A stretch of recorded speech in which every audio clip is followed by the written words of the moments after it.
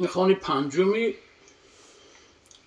داستان شاهنامه و دستگیر کردن اولاد و بستن اولاد را از جانب رستم داستان.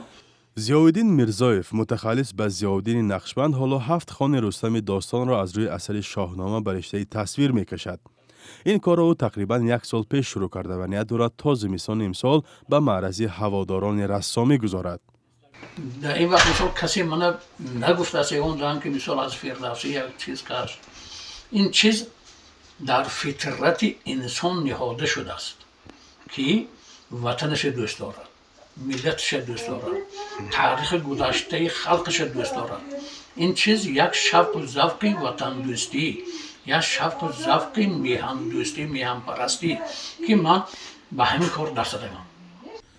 ضیاءالدین هر یک اثرش را تقریبا در 2 ماه آماده می کند و جهت فرق کننده کارش در آن است که او نه با قلم مویدار رنگه بلکه با خسپایه های جو و گندم در روی متای برشته تصویر می کشد.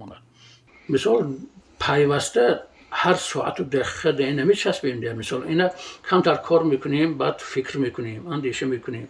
بغیر از این در اینجا رسم باید که روشنی آمدنش، تاریکی، پرسترانست و مثال جا به جا شوی، همین چیزهای مثال از اون چیزی که خوانده بودیم در کالا هست، همین چیزهای استفاده میکنیم همینجا.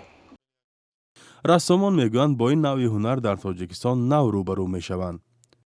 این البته این طور هنر بود در دیگر کشورها هستند، لیکن در تاجیکستان نادر است و باید خودشون چخیلی که گفتن یک مکتبی نویست برای تاجیکا. جریان کار ضیاءالدین نقشبند آسان نیست.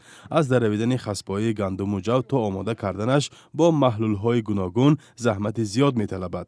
و میگوید برای آفریدن یک اثر صدها سامانه مبلغ صرف می کند، ولی حالا بر عوض تقریبا 40 اثرش فایده به دست نآورده است.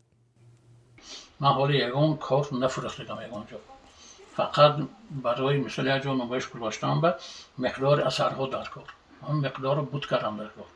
علاوهش فروختن گریگر یگانجا نمایش داده نمیشود. هنرمند باید از پس هنرش نام خورد. اگر او از پس هنرش نام نخورد هنر خار میشه، چون کاری کس با کسی در کار هم نمیشه. شاید یک موزه میخرد، لیکن من میخواهم که امروز تاجیکا خودشون از شهروندان، از هنرمندان دستگیری کنند و کاری هنرمند خرند. ضیاءالدین میرزایف معروف به ضیاءالدین نقشبند در تاجیکستان تنها نفری است که از خسپاره ها مصوره می سازد. ملکه سرزم، مهرگان، جوی مولیان و 10 اثرهای دیگری و از کارهای تا این دم انجام داده اش هستند.